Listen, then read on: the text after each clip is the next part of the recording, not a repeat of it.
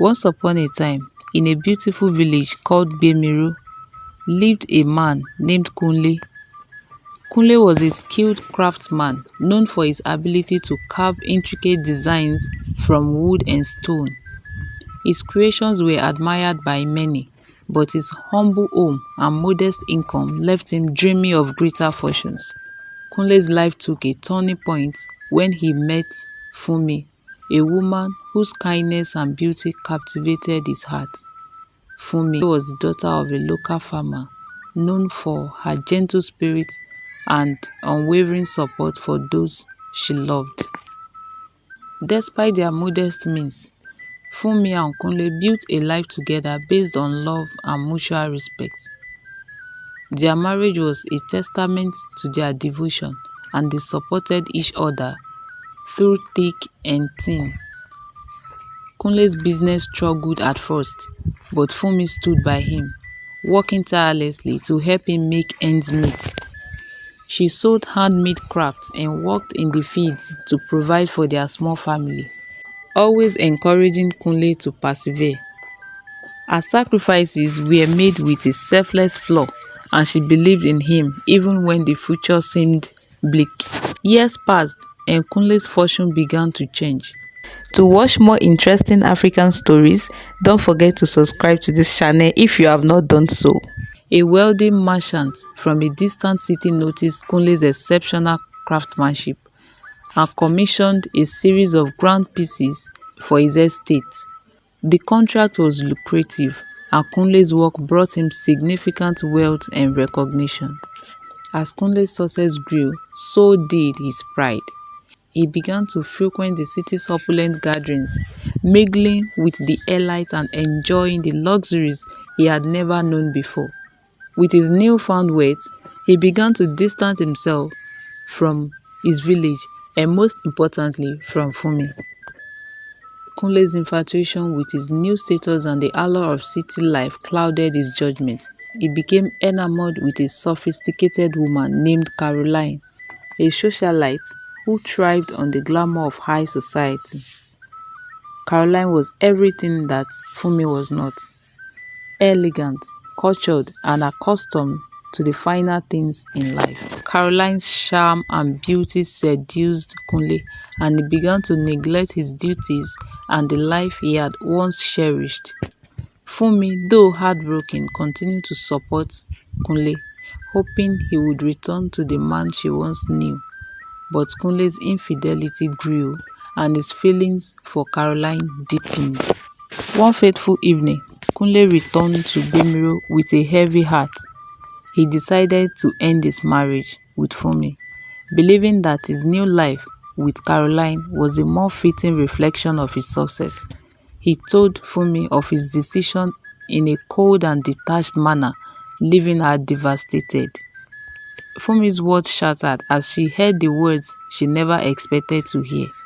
Her love, her sacrifices, and her support had all been for naught.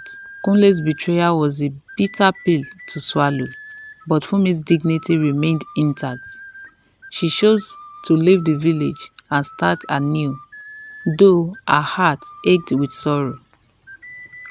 Kunle, now free from his past, married Caroline in a grand ceremony. The city celebrated their union, and Kunle reveled in his new life of opulence. The couple lived in a luxurious mansion, surrounded by fine art, expensive furnishings, and a lot of servants.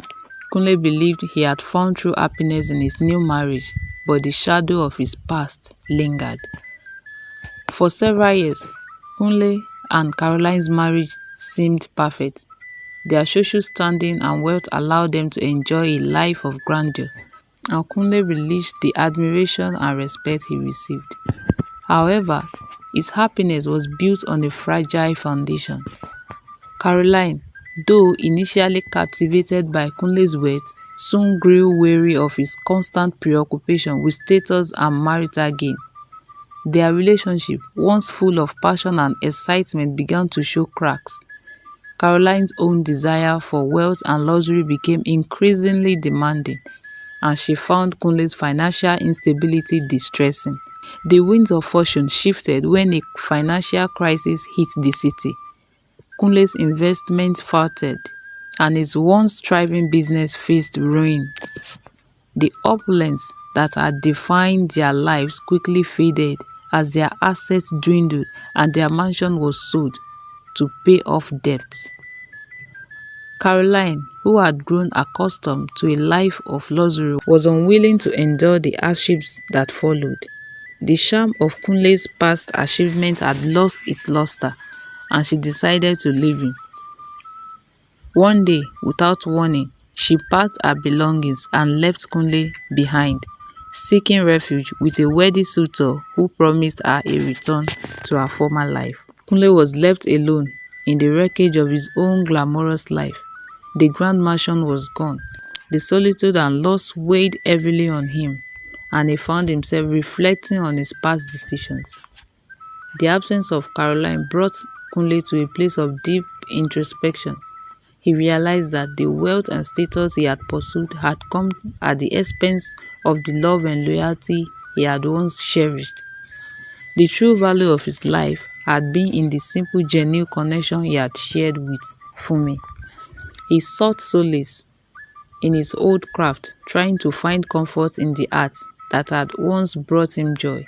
Yet, the memories of his betrayal and the stark reality of his situation were constant reminders of his mistakes.